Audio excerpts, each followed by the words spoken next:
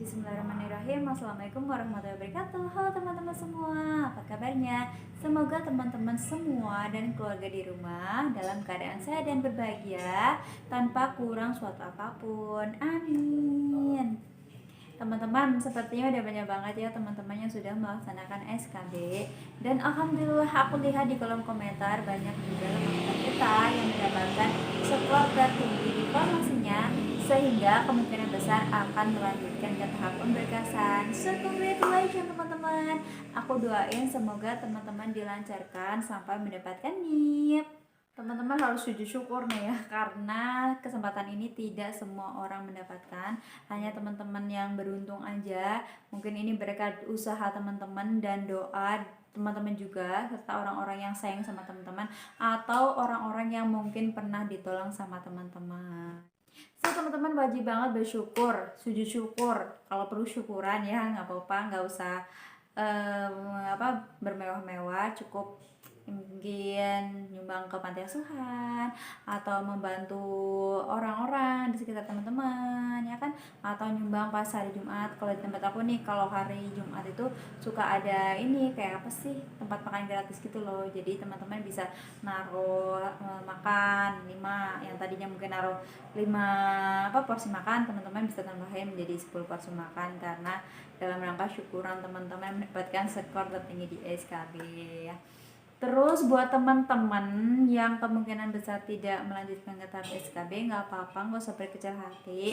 Mungkin teman-teman bisa melanjutkan perjuangan teman-teman untuk rekrutmen CPNS di tahun berikutnya. Teman-teman bisa nyicil belajar dari sekarang nih.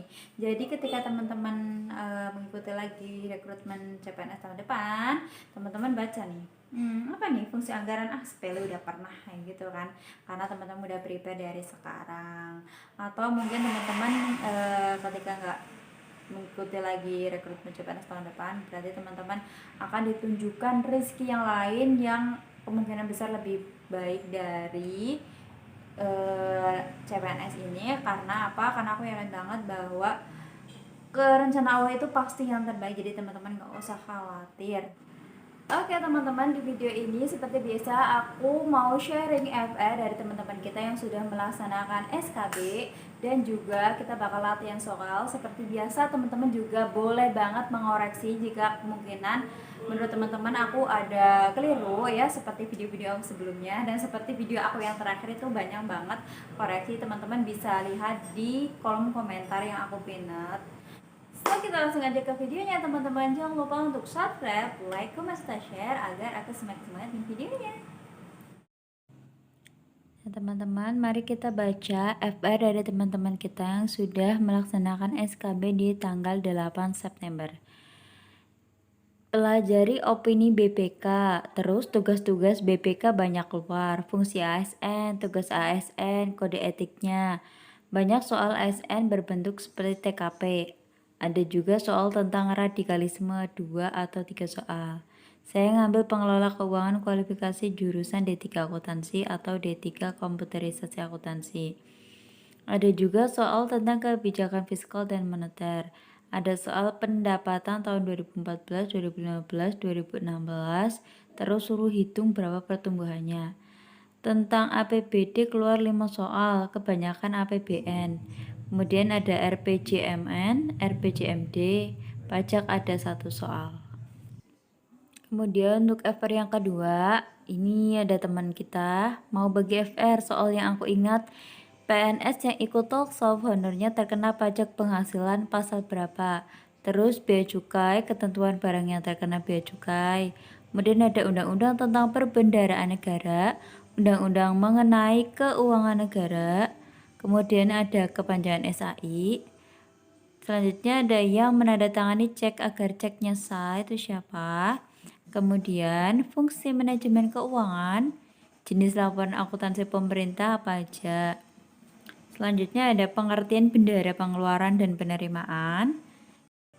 Kemudian ada yang termasuk syarat uang.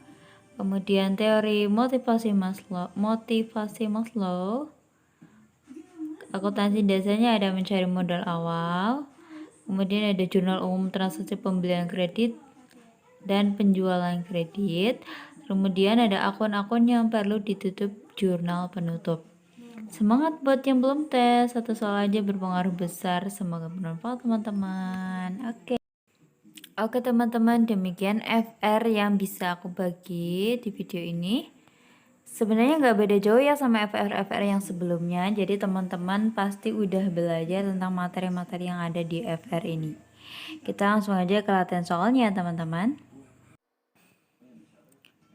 Yang pertama, PA dapat melimpahkan sebagian kewenangannya kepada Kepala Unit SKPD selaku KPA.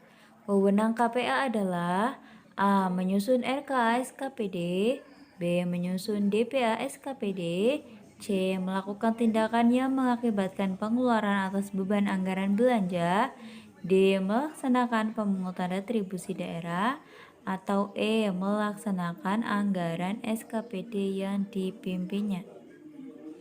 Ini soal udah kita bahas kemarin ya, yang aku sempat salah. Jawabannya benar adalah D. Itu sesuai dengan PP nomor 12 tahun 2019.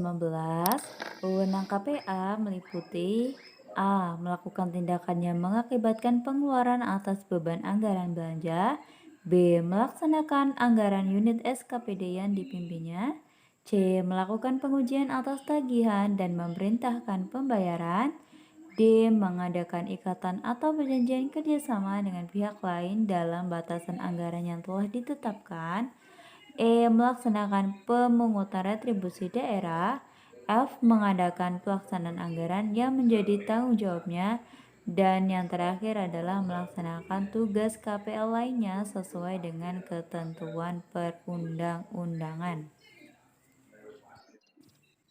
Lanjut ke soal yang kedua. Di bawah ini yang termasuk tugas bendahara pengeluaran dalam pengelolaan keuangan daerah adalah A. Melakukan verifikasi SPPTU dan SPPLS beserta bukti kelengkapannya yang diajukan oleh bendahara pengeluaran pembantu. B. Menerima dan menyimpan UP, GU, dan TU. C. Menyiapkan SPMTU dan SPMLS berdasarkan SPPTU dan SPPLS yang diajukan oleh bendahara pengeluaran pembantu. D. Melakukan verifikasi laporan pertanggungjawaban bendahara penerimaan pembantu dan bendahara pengeluaran pembantu. Atau E. Melakukan pengujian atas tagihan dan memerintahkan pembayaran. Jawaban yang benar adalah B. Itu sesuai dengan PP nomor 12 tahun 2019. Tugas bendahara pengeluaran adalah A. Mengajukan permintaan pembayaran penggunaan SPPUP, SPPGU, SPPTU, dan SPPLS. B. Menerima dan menyimpan UP, GU, dan TU. C. Melaksanakan pembayaran dari UP, GU, dan TU yang dikelolanya. D. Menolak perintah bayar dari PA yang tidak sesuai dengan ketentuan perundang-undangan. E. Meneliti kelengkapan dokumen pembayaran. F. Membuat laporan pertanggungjawaban secara administratif kepada PA dan laporan pertanggungjawaban secara fungsional kepada BUD secara periodik. Dan memungut dan menyetorkan pajak sesuai dengan ketentuan perundang-undangan. Lanjut ke soal yang ketiga. Pajak yang dipungut atas penyewaan bangunan adalah PPN dan A. PPh 21, B. PPh 22, C. PPh 23, D. PPh final pasal 4 ayat 2 sebesar 6%, atau E. PPh final pasal 4 ayat 2 sebesar 10%. Ini soal yang kemarin udah aku bahas ya teman-teman, cuma yang kemarin pembahasannya agak salah, aku udah note di kolom komentar, teman-teman bisa baca, makanya aku bahas lagi di sini. Jadi jawabannya benar adalah E. PPh final pasal 4 ayat 2 sebesar 10% itu sesuai dengan PP nomor 29 tahun 1996 dan juga turunannya yaitu PP nomor 5 tahun 2002. Besarnya pajak penghasilan wajib dipotong atau dibayar sendiri sebagaimana dimaksud dalam pasal 2 adalah sebesar 10% dari jumlah bruto nilai persewaan tanah dan atau bangunan dan bersifat final. Lanjut ke soal yang keempat. Apakah kepanjangan dari SAE menurut PMK 171, PMK 05, garis miring 2007? A. Sistem akuntansi instansi. B. Sistem akuntabilitas instansi. C. Sistem akselerasi instansi. D. Sistem akuntabilitas dan integritas. E. Sistem akuntansi yang terintegritas. Jawaban yang benar adalah A, itu sesuai dengan PMK nomor 171, PMK 05 garis miring 2007. Sistem akuntansi instansi yang selanjutnya disingkat SAI adalah serangkaian prosedur manual maupun yang terkomputerisasi mulai dari pengumpulan data, pencatatan, pengikhtisaran sampai dengan pelaporan posisi keuangan dan operasi keuangan pada kementerian negara atau lembaga. Lanjut ke soal yang kelima. Salah satu syarat sah uang adalah divisibility yang berarti A. Diterima secara umum, B. Memiliki nilai yang cenderung stabil, C.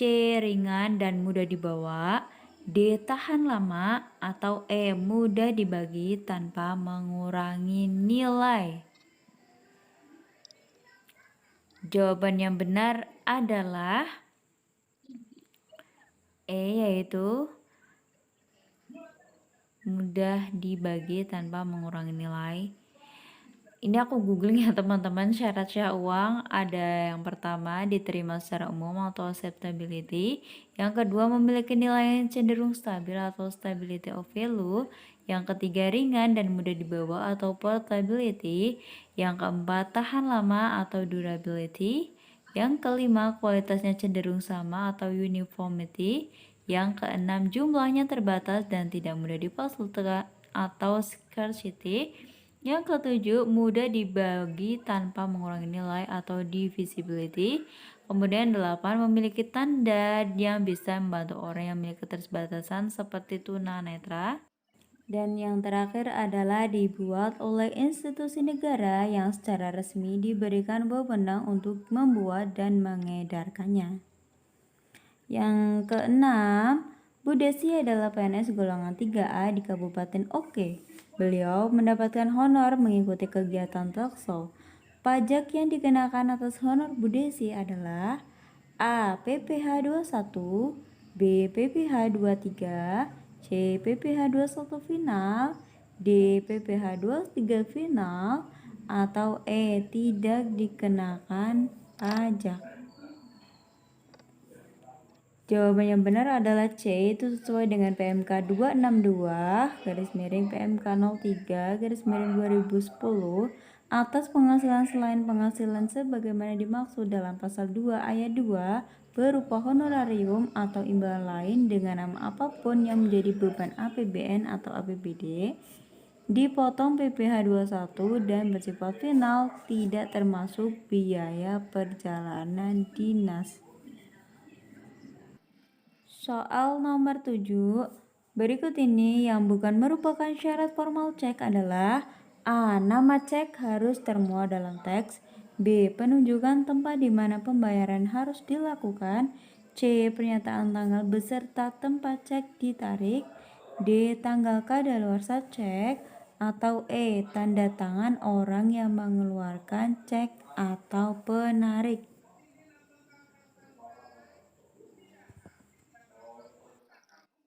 Jawaban yang benar adalah D. Sesuai dengan pasal 178 KUH Dagang, syarat formal cek yaitu yang pertama, nama cek harus termuat dalam teks. Yang kedua, perintah tidak bersyarat untuk membayar sejumlah uang tertentu. Yang ketiga, nama pihak yang harus membayar atau tertarik.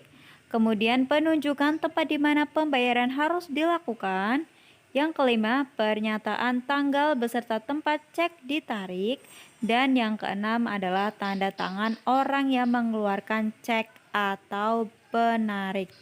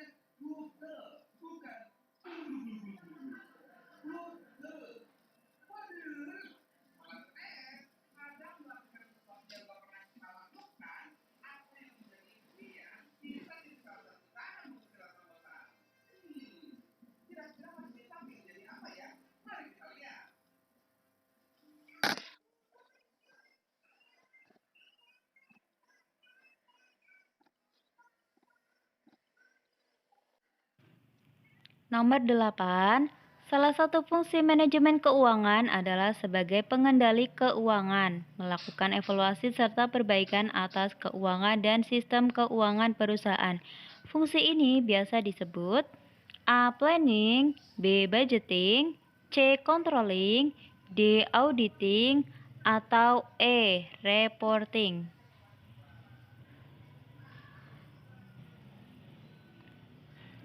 Jawaban yang benar adalah C. Fungsi manajemen keuangan. Fungsi utama manajemen keuangan adalah sebagai berikut. Yang pertama, planning atau perencanaan keuangan, meliputi perencanaan arus kas dan rugi laba. Kemudian yang kedua adalah budgeting atau anggaran, perencanaan penerimaan dan pengalokasian anggaran biaya secara efisien dan memaksimalkan dana yang dimiliki. Kemudian yang ketiga adalah controlling atau pengendalian keuangan, melakukan evaluasi serta perbaikan atas keuangan dan sistem keuangan perusahaan. Yang keempat adalah auditing atau pemeriksaan keuangan, melakukan audit internal atas keuangan perusahaan yang ada agar sesuai dengan kaidah standar akuntansi dan tidak terjadi penyimpangan. Dan yang terakhir adalah reporting atau pelaporan keuangan, yaitu menyediakan laporan informasi tentang kondisi keuangan perusahaan dan analisa rasio laporan keuangan. Lanjut ke soal yang ke-9. Seseorang akan termotivasi untuk memenuhi kebutuhan di atasnya ketika kebutuhan pada suatu tingkat telah terpenuhi. Kebutuhan ini sering disebut 5 hierarki kebutuhan. Teori ini dikemukakan oleh A. Abraham Maslow, B. Max Scheler, C. Max Greger, D. Herzberg, atau E. Aldefer. Jawabannya benar adalah A, yaitu Abraham Maslow. Kemudian Max Scheler adalah teori Max Scheler. Max Greger adalah penemu teori X and Y. Kemudian Herzberg adalah penemu teori dua faktor, dan Aldefer adalah penemu teori Aldefer. Ini benar apa enggak ya teman-teman? Aldefer kayak agak nggak yakin gitu. Teman-teman bisa komen ya kalau teman-teman tahu. Soal yang ke-10. Berikut ini akun yang perlu ditutup pada jurnal penutupan adalah A. Kas, B. Priv, C. Hutang, D. Pendapatan dibayar di muka, E. Pendapatan yang masih harus diterima. Jawabannya benar adalah B. Jurnal penutup adalah jurnal yang dibuat pada akhir periode akuntansi untuk menutup akun-akun nominal sementara. Yang termasuk akun nominal adalah pendapatan dan beban, sedangkan akun pembantu modal adalah priv dan ikhtisar laba rugi. Jadi keterangannya akun nominal itu adalah akun yang ada di laporan laba rugi ya teman-teman. Kalau untuk jawaban D, yaitu pendapatan dibayar di muka, itu kita akui sebagai hutang ya teman-teman. Dan kemudian ada pendapatan yang masih harus diterima, itu kita akui sebagai piutang. Jadi nggak termasuk dalam akun nominal. Nomor 11, berikut ini yang bukan tugas TAPD adalah A. Melaksanakan pemungutan pendapatan daerah yang telah diatur dalam Perda. B. Membahas kebijakan pengelolaan keuangan daerah. C. Menyusun dan membahas rancangan KUA dan rancangan perubahan KUA. D. Menyusun dan membahas rancangan PPAS dan rancangan perubahan PPAS. Atau E. Melakukan verifikasi RKA SKP. Jawabannya adalah A, itu ada di PP nomor 12 tahun 2019, ini maksudnya ya, tugas TAPD adalah itu untuk membahas kebijakan pengelolaan keuangan daerah, kemudian menyusun dan membahas rancangan KUA dan rancangan perubahan KUA, kemudian menyusun dan membahas rancangan PPAS dan rancangan perubahan PPAS, yang keempat adalah melakukan verifikasi RK SKPD. Kemudian yang kelima adalah membahas rancangan APBD, rancangan perubahan APBD, dan rancangan pertanggungjawaban APBD. Dan yang keenam adalah membahas hasil evaluasi APBD, perubahan APBD, dan pertanggungjawaban APBD. Yang ketujuh adalah melakukan verifikasi rancangan DPA SKPD dan rancangan perubahan DPA SKPD. Dan yang kedelapan adalah menyiapkan surat edaran kepala daerah tentang pedoman penyusunan RKA. Dan yang terakhir adalah melaksanakan tugas lain sesuai dengan ketentuan perundang-undangan. Lanjut ke soal yang ke-12. Berikut ini yang bukan merupakan laporan keuangan pemerintah adalah A. Laporan perubahan saldo anggaran lebih, B. Laporan operasional, C. Neraca, D. Laporan laba rugi, E. Laporan perubahan ekuitas, dan jawabannya adalah D. Laporan keuangan pemerintah itu ada di PP nomor 71 tahun 2010 ya teman-teman. Itu meliputi laporan realisasi anggaran, kemudian ada laporan perubahan saldo anggaran lebih, dan laporan operasional. Selanjutnya ada neraca, dan juga laporan arus kas, dan yang laporan perubahan ekuitas, dan yang terakhir adalah catatan atas laporan keuangan. Lanjut ke soal yang ketiga. Soal yang ke-13, suatu proses yang menunjukkan pendapatan per kapita suatu negara meningkat yang ditandai dengan menurunnya penduduk yang berada di garis kemiskinan absolut dan distribusi pendapatan tidak semakin timpang adalah definisi dari A. Pembangunan ekonomi, B. Pertumbuhan ekonomi, C. Ketimpangan wilayah, D. Distribusi pendapatan, atau E. Pembangunan nasional. Jawaban yang benar adalah A. Ini cukup jelas ya teman-teman. Ini sebenarnya aku googling, teman-teman bisa cari lagi atau teman-teman bisa berpendapat lain. Sebenarnya ada sih pengertian yang lain dari pembangunan ekonomi, itu kaitannya dengan perubahan corak suatu negara, itu juga benar, nggak apa-apa. Kita lanjut aja ke soal yang ke-14. Berapakah persentase anggaran pendidikan di APBN 2020? A. 20%, B. 25,6%, C. 26,7%, D. 27,8%, atau E. 29,6%. Jawabannya benar adalah E. Besarnya anggaran pendidikan sesuai dengan amanat konstitusi minimal itu ada 20%. Kemudian pada APBN 2020 anggarannya itu sebesar 29,6%, meningkat 6,2% dari APBN di tahun 2019. Soal yang terakhir, soal nomor 15, diketahui dana kegiatan PT Oke adalah sebagai berikut. Nah, ini penjualnya sebesar 145 juta rupiah. Kemudian ada beban usahanya sebesar 25 juta 500 rupiah. Kemudian ada privilege sebesar 2 juta rupiah. Selanjutnya ada potongan penjualan sebesar 2 juta rupiah. Dan ada lagi yang terakhir adalah pembelian sebesar 55,500 ribu rupiah, HPP-nya sebesar 75.500 rupiah, dan yang terakhir modal akhirnya adalah 250 juta rupiah. Nah, gimana nih ngitungnya? Yang ditanyakan adalah modal awal PT Oke. Yang ditanyakan di soal adalah modal awal. Rumusnya, modal awal sama dengan modal akhir dikurangi laba dikurangi prive. Jadi kita belum tahu nih labanya berapa. Karena kita belum mengetahui besarnya laba, maka kita hitung besarnya laba terlebih dahulu. Rumusnya laba bersih sama dengan laba kotor dikurangi beban usaha. Laba kotornya kita juga belum tahu ya, jadi kita masukin aja rumus laba kotor, yaitu penjualan bersih dikurangi HPP.